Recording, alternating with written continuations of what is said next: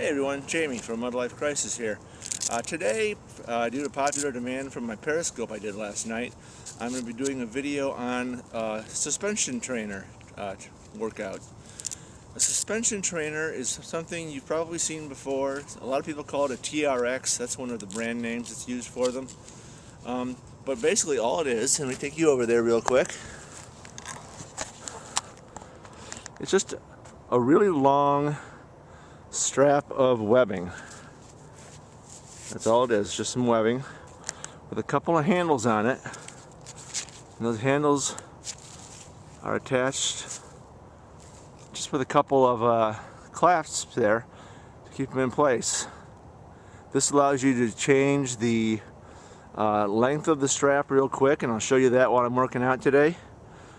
Some of them now come with footholds as well. Mine is an older model. It does not come with the footholds. That's something I want to get in the future, but for now we'll just be doing an upper body workout, which is kind of my focus right now anyway. This one, it's pretty long. It goes almost all the way to the ground, and this is probably an 8 or 9 foot swing set that I've got this hooked up to. So that little orange tube right there is useful for putting this into a door jamb. You can close a door around it, and then you can use this in your hotel room or in your closet or whatever you want to. So really great workout tool, and it's really effective as well. One of the nice things about it is you can progress very easily using it just by changing the difficulty or the positioning of the handles and things like that. So you can start with some easy assisted pull-ups, which is what I'm going to be doing today. You can go to full pull-ups, you can do flies, you can do all sorts of cool stuff with it. So anyway, I'm going to get started. I'm going to show you the 4 basic exercises that I do right now, and maybe in the future we'll do a progression one where you can see how you can use this for slightly more difficult exercises. Okay, so let's get started.